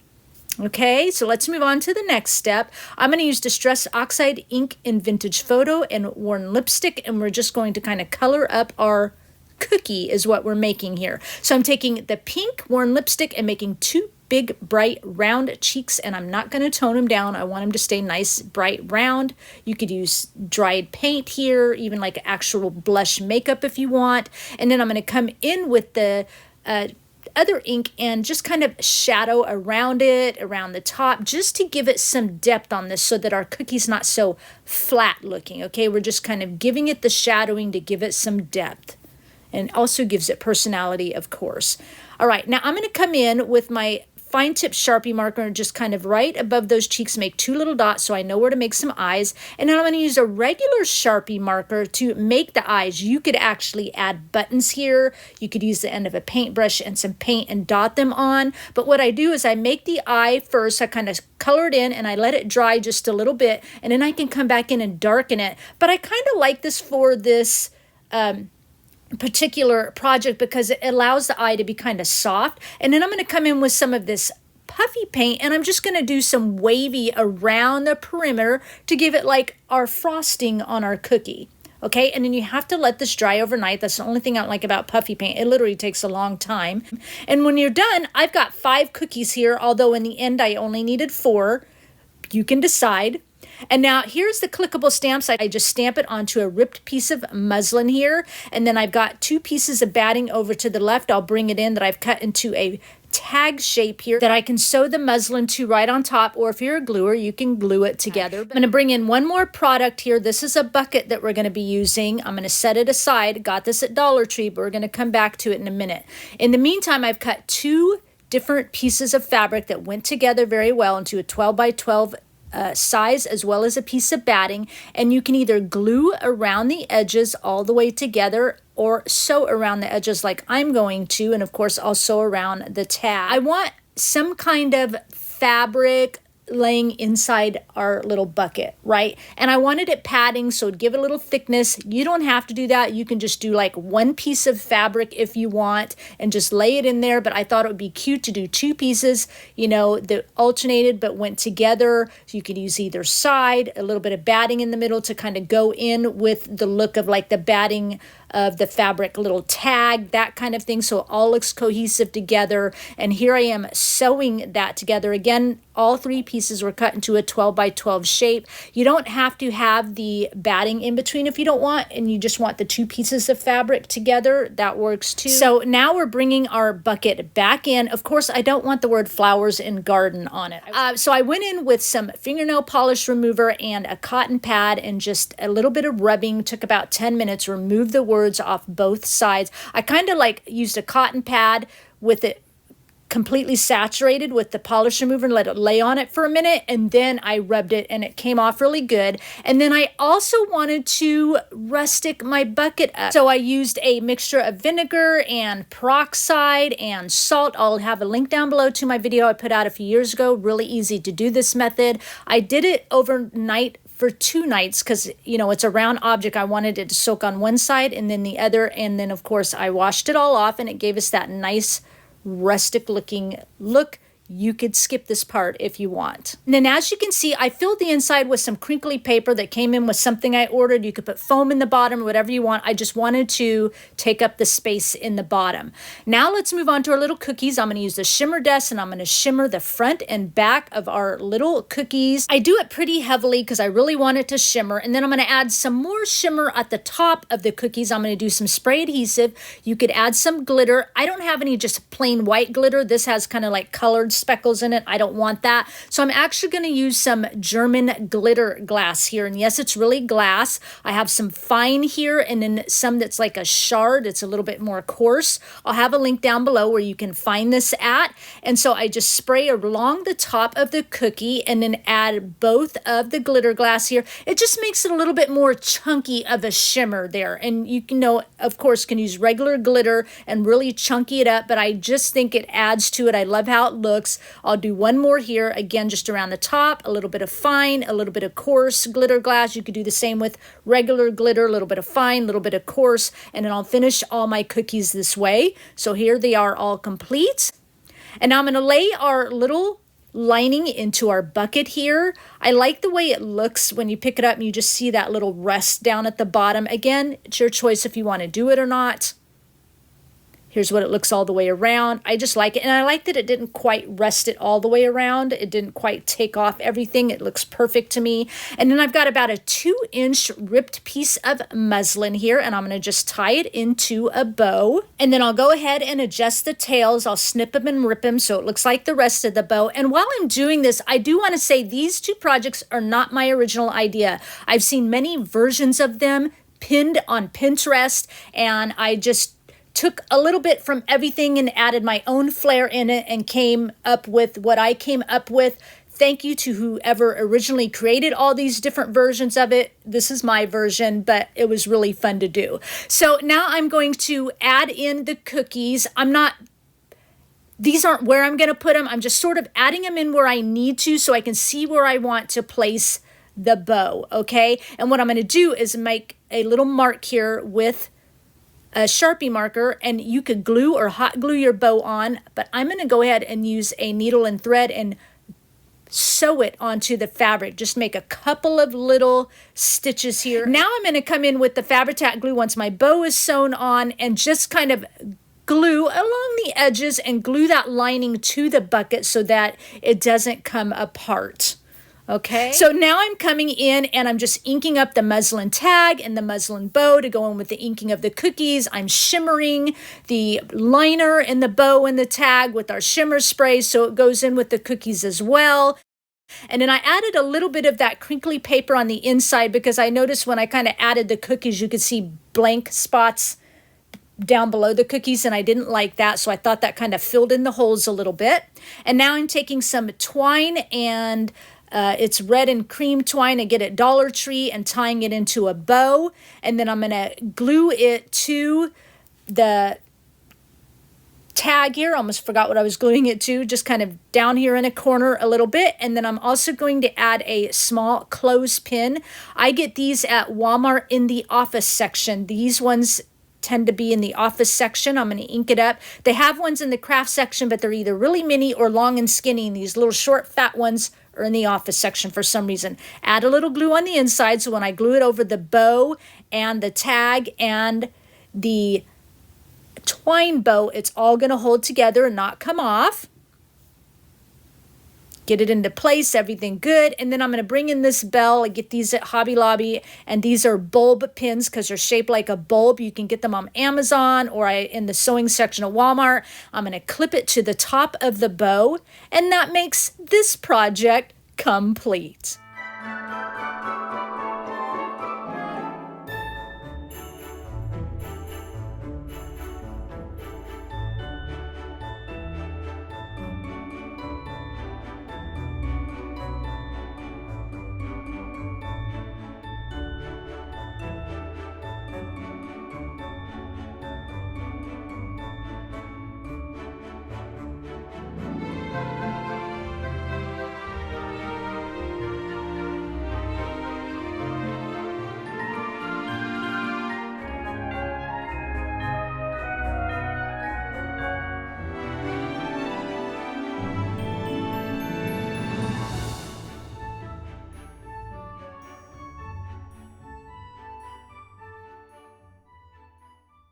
We're getting closer to the end with project number 9. So for this project, I have a star in my supply, and the wood all came from Dollar Tree. I'm going to use this flat board. It's a long one, though. I'm going to cut it down to 12 inches. And then these thicker boards, 3/4 inch. I thought they were about 1 inch, but 3/4 inch, going to need 6 of them. The first board, all these boards are 10 inches long. So the first board, we're going to leave at 10 inches. And then each subsequent board that we stack on top of that is going to be 1 inch shorter that we cut down all the way to the top. Okay, and then we're going to use the extra pieces on those, all except for one board, to help us finish our tree. So the second board we cut down 1 inch to 9 inches. We have that 1 inch remaining to help hold our star. And then of course we go down to 8 inches, keeping the little 2-inch piece. We're going to go down to 7 inches, keeping the 3-inch piece. 6 inches, keeping the 4-inch piece, and the one board that we cut down to 5 inches, we don't need that other 5-inch piece. Save that for later. Now, as you can see, I've got strips of paper that I cut down for all the sizes too, only because I'm going to cover mine with fabric, alternating fabric through the tree, and so the papers are going to help me to size my fabric. But if you aren't going to do that and you're just going to paint yours, you don't need paper strips to help you out. So as you can see, move to the outside. I'm just using my little mini table saw to cut my pieces. I'll just show a little bit of this. Really easy to use. I love this little mini table saw. Unfortunately, Viver does not carry this product anymore. I'll try to list something that I found on Amazon that is very comparable, and it looks just about like the same thing I got, same size and everything. But I love this because it's so lightweight. I just tuck it under my arm, carry it to outside, and away I go. All right, we've got our wood all finished up, and now all I've done here is mark where I'm going to be gluing my wood together, and I make little lines and X's so I know where not to paint or stain, anything like that. I'm using antique wax mixed with water for the staining, because when you wood glue, wood glue works better on unpainted surfaces, adhering to another unpainted surface. It can work on painted, but it just works better unpainted. So I'm just going to show a little bit of the staining process here. And then, of course, once the stain is dry, I just take it outside off camera and I sand and distress all the pieces. All right. Do a little bit more of the staining here. I did this because even though I'm covering it with fabric, I didn't want to just paint around the edges. That'd be a hassle. So I just paint kind of the whole thing through. But I want a little bit of that stain to show around the edges. I also stained the star front and back, left a spot where the little chunk of wood's going to be. And I'm going to use Dixie Belle chalk paint in the color Drop Cloth. Paint a couple of coats there. Sanding here. Everything is sanded and ready to go. Again, where I'm covering it with fabric, you can cover it with paper. You can do like maybe a mix of a stain and maybe a white or a green, alternating the paint colors on the boards just to make it, you know, a kind of a really artful, colorful Christmas tree, however you want to do it. So right now I'm going ahead and I'm just using wood glue here and stacking my wood, of course, one on top of the other, narrow side up. The bottom piece that is the bottom platform is the only one that's going to actually just lay flat. All right, the other ones here, as you can see, is kind of the narrow side all the way up. Is that understandable? And this is how everything is clamped. My husband actually thought of putting this wood board down below, so because it's the exact width for that very first board of the tree to sit where I needed it to sit on the bottom platform. So anyway, I wouldn't have thought of that. Now I'm going to start arranging my paper pieces here, get them in the order so I can start cutting out the fabric I need. I'm going to use some batting material as well. I got this on eBay. It came for like quilters, but it's nice because it's already cut in a 2-inch piece. I cut it down further, but it's nice because I don't have to cut as much. And then I'm going to use this fabric here with the batting alternating with some felt fabric. I'll show you in a minute. So you can see I cut my batting about an 1/8 of an inch shorter all the way around, and then I cut my fabric piece to exactly fit it. I'll alternate each one, and in between, this is the felt I'm going to be using to just give it a little bit of some fun. You could use the same fabric all the way up if you want. And yes, I'm in very limited room here. I've got my tree like all clamped to the left. I've got a little kitty in the middle, and I kid you not, you know what, a little 10-inch space here I'm working to just kind of cut out all my pieces. And again, I'm making everything shorter all the way around because I want that little bit of wood to show with the staining and everything. Otherwise, why do we do all that process to it? But you could completely cover it up if you want. So here's all the pieces cut and ready to go, except for that top piece. All I did is have a little bit of staining there. So if you're, because the star is going to rest on that. So if you're a gluer, you can go ahead and glue all that down if you want to choose this design method.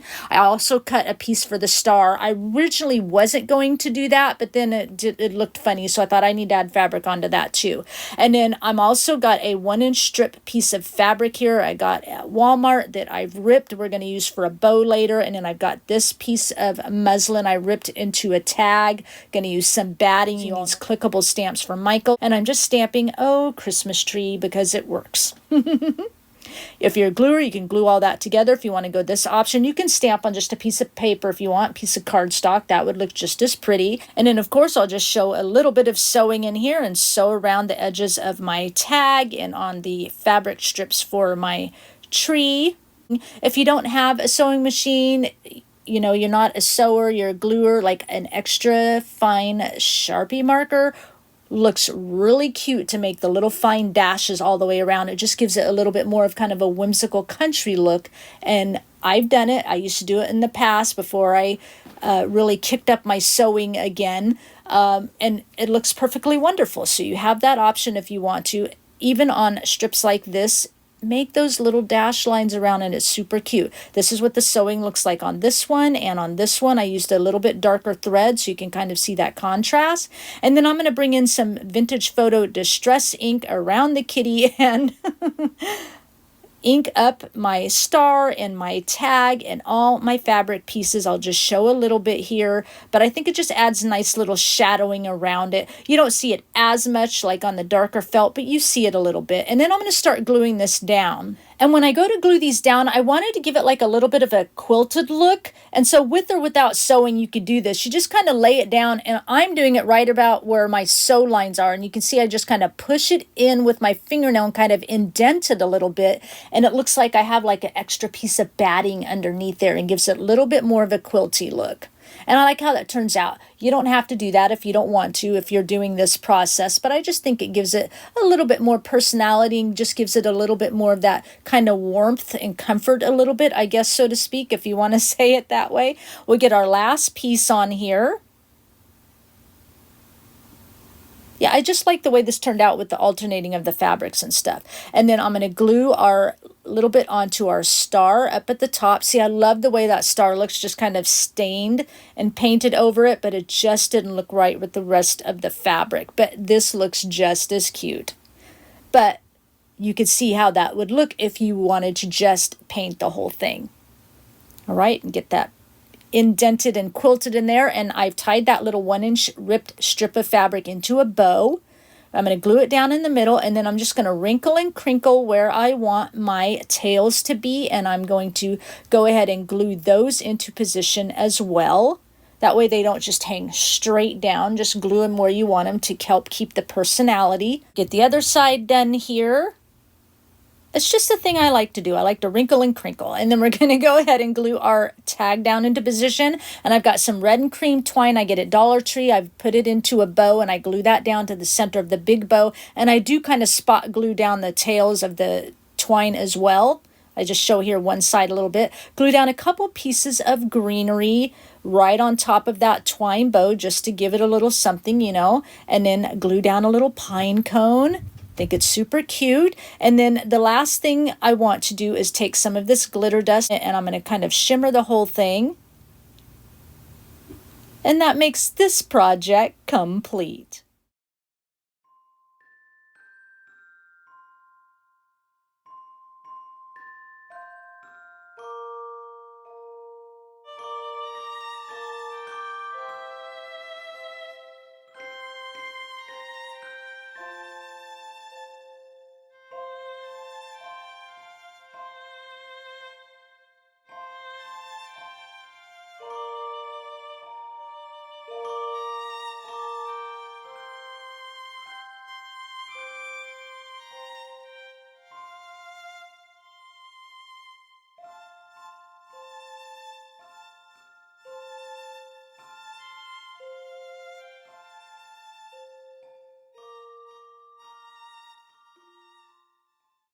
We actually made it to the last project, number 10. For this project, I do have a free printable for you. I'll have a link in my description box to my blog. This will come with a large and small size tree. And what I've done is I've cut out 2 small and 1 large. And I cut out 2 pieces of fabric for each one. You don't have to. That was just kind of my preference. And then I also found this big thick batting at Joann's. It's about 1 inch thick. It was like $7 a yard. So I'm going to use that for under my trees. You could use regular batting. You don't have to use any batting at all, but I just thought I'd give you a choice. And since it's so thick, one of them, the small size I cut out, I just split it in half for the 2 small trees. That way the top tree is thicker and will set up a little bit higher. For my main pillow base, it's 13 inches tall, 22 inches in length, and I'm using a Waverly brand 100% cotton fabric from Walmart. It's thick like a duck cloth.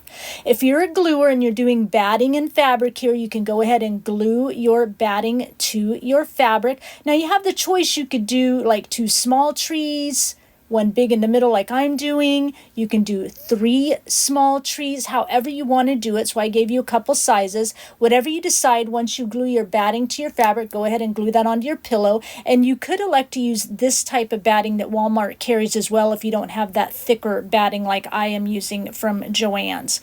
All right, now first thing I'm going to do, I'm just kind of measuring so that my 2 smaller trees are measured equally from the ends and top to bottom, and then I'm just going to go ahead and pin it to 1 piece of the fabric. All right, gluers, you're sitting here waiting because you've already glued your pieces together and glued it onto the front of your pillow. I'm pinning mine down, and then what I'm going to do is take this to the sewing machine first, and then first, of course, sew down the 2 smaller trees that are in the background. Again, you can make your choice. Maybe you just want 1 big tree in the center and that's it, you know, or just 2 trees, just, you know, however you want to decorate it. Again, that's why I kind of gave you 2 sizes, and I'm allowing you to see this whole portion, how I sewed it. That batting is really thick, but it's really fluffy. So it's really easy for a machine to go through it. I'm actually on a size 14 needle, I believe, just because of thickness, and just a regular straight stitch, regular thread, and just kind of following the line of the tree design and sewing it about probably 1/4 inch in. I don't care if some of the batting, because it happens with this, because the fabric will kind of, because I don't pin it down completely, the fabric will kind of move on the batting a little bit. So sometimes, you know, there's a big chunk of batting, you know, kind of slid out one edge of the fabric type thing. You might see a little more batting in some places than the other. Like here you can see, I don't care if some of that batting's sticking out. I think it's fun. Now, if you're a gluer and you want to add some stitches, you can choose to like hand stitch, maybe with some crochet thread or something like that around the edges of your tree, you know, to add that design into it. So that's just an option for you.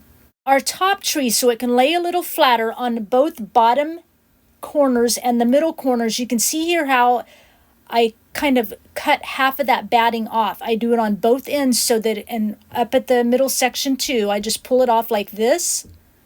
And then I cut that piece off so that those ends on the bottom and middle sections can lay level across the fluffiness of the two trees behind it, okay? That way the whole tree will lay nice and level. So it's probably easier to watch than me explaining it. I'm just going to kind of tack down my fabric here onto the batting and then tack that batting down, a little bit of Fabri-Tac glue, and then I'm going to go ahead, that way it stays in place for me nicely, and then I'm going to go ahead and sew around it as well, and over the two other trees in the background. Okay, I think this is really fun, and it's easy, quick to do, and it's just, I love that puffiness and kind of that quilty look on top. Finish getting this sewed up. I just wanted to show how it's done. Again, how easy it is to sew. Again, you can use that thinner batting at Walmart, and you can double that thinner batting if you want as well. And again, you don't have to use any batting at all if you don't like the look of the, the quilting, the batting kind of coming out around the edges, that kind of thing. But I wanted it to look like it was an already made quilt, and I just cut my pattern out of it and sewed it on. Next up, I want to make a little quilted tag that kind of matches the tree. So I do have some batting, a little bit of muslin here, and I've got to kind of use the piece to shake it and coax Bella off of the work surface here. She loves to play with the ripped pieces of fabric when I've been cutting up a lot of stuff, and I've like a strip of fabric. She'll get it and carry it around the house and bat it, and it's like one of her favorite toys. Anyway, I'm just going to cut it to the size I want. Only later, after I use the Michaels clickable stamps here, I realize I want it a little bit smaller still, so I do adjust the tag off camera. That's why it's down a little lower on that muslin stamp, down a little lower. Now this is just some fleece fabric I ordered online from Joann's. I ripped about a 1.5 inch strip, tied it into a bow, and I'm gluing it down with the Fabri-Tac glue, but I also want to just go ahead and just do a little bit of stitches, regular needle and thread, onto that first layer of pillow fabric there. Just a couple of stitches in a spot where I know it's going to be hidden, of course. You don't have to do this if you don't want to. I know that the Fabri-Tac glue is going to hold it just fine, but I just, in my brain, I've got to have that extra added security. So I'll tie it off in a knot on the back once I've got it stitched in place here. And then I'm going to go ahead and wrinkle and crinkle my tails of my bow, and I will glue that down with the Fabri-Tac glue. I don't want them just hanging down toward the middle. I want them to look decorative and cute. Perfect. And then I will go ahead here and glue my bow into place. My tag into place in the center of the bow, and then I'm going to add just a little wooden button here, and I'm going to actually sew the wooden button on. I know you guys might need to sit down for this because normally I run thread through it and then glue it on, but I'm going to sew the button on because I've got the stuff here and handy ready to go. So that's like a first, no? And then of course I'll knot that off, and I've got it where I need it to go, so I know that's all secure and stable. Perfect. And now it's time to assemble our pillow together. So if you're a gluer, you could take your two pillow pieces and glue all the way around between the two fabrics near the edge and leave, about 5-6 inches opening to stuff your pillow. Of course, I'm going to take mine to the sewing machine and just sew it all the way around. And as you can see that I often do, because to me it's quick and I don't have to worry about it, and it makes it country and that farmhouse look, I like to leave the edges out 95% of the time. I don't try to make the seams around the pillows look all pretty and sewed inside, that kind of thing, however I want to say that. I know that's all coming out jumbled, but I just like to sew and leave those edges out and leave those edges of the fabric fraying and stuff like that. I just think it gives it some whimsy, and it's easy to do, and I can move quickly with it. So that's not everybody's taste. You don't have to do it that way if you don't want to. You can take your pillow, put right sides together, sew around the perimeter, and then flip it so it's right side out, and then bring it and stuff it instead of doing it the way I did it here. Now, of course, bring your stuffing in. So that's not everybody's taste. You don't have to do it that way if you don't want to. You can take your pillow, put right sides together, sew around the perimeter, and then flip it so it's right side out, and then bring it and stuff it instead of doing it the way I did it here. Now, of course, bring your stuffing in and go ahead and stuff your pillow. It's funny because I was like, I loved it when I was sewing it and getting this pillow decor. And then when it was all done, I'm like, I don't like it as well. And then when I got done stuffing it, that totally made the difference to see this big puffy pillow. All right. Now, once your pillow is stuffed, glue it closed or sew it closed, and that makes this project complete.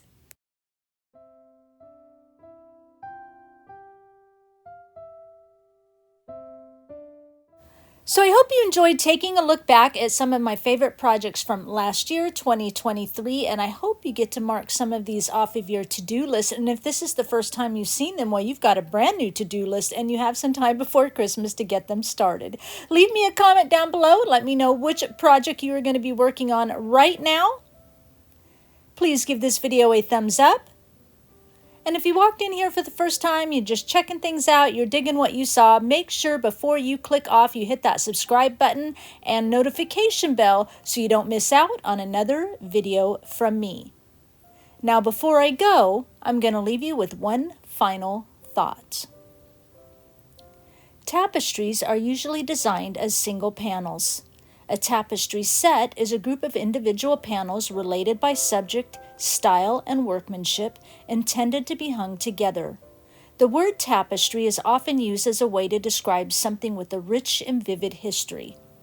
It tells who made it and who it was made for. A tapestry can describe anything that's multi-layered and complex, like the tapestry of a life, or the tapestry of a family history, or even the tapestry of a plot and character of a favorite book. Most tapestries are created in luxury workshops to commemorate events, and two important facts to note are this: every single stitch is placed by hand, and every single stitch is an unbreakable thread. You see, we are all part of God's tapestry, and amazingly enough, His important story is designed in single panels, stitched by hand, within His glorious plan that essentially shares our family history, which is indeed multi-layered and complex. This glorious tapestry is intended for a specific purpose: to show His love and glory spanned across time, from beginning of creation to the fulfillment of His promise of redemption that miraculously will lead us to eternity with Him. And this entire tapestry, woven with pure perfection, can be found within the pages of a rich and vivid storyline of one important book. With every panel that God makes of our individual lives, each color of thread is chosen without blemish or mistake, and each thread He chooses is an unbreakable bond between His heart and ours. Right now, we may not even be able to fathom this kind of unbreakable bond that He designs our panel with, but one day, when we see Him face to face, we will fully understand His intentions in designing our own panel and how this panel intertwines with the assembly of the entire tapestry. We will get to see each color He chose and how He wove each thread in and out as the tapestry started in parts and then became whole, ending up as a beautiful masterpiece. We will see how His precision and accuracy fully revealed His plan for our lives through the redemption of His Son. And when we see how this master creator, with all His wisdom, wove all these panels into such a masterful tapestry, we will fall on our knees. We will fall on our knees in thankful adoration for the time He took to carefully stitch His love into our hearts from the very beginning to the very end of our lives. We will see how this woven spectrum of colors ends up revealing to us His glorious visible light, which fills His temple, and as He sits enthroned on high, we will be filled with His warmth for eternity. I thank you for sharing your time with me, and I'll talk with you again soon. Bye.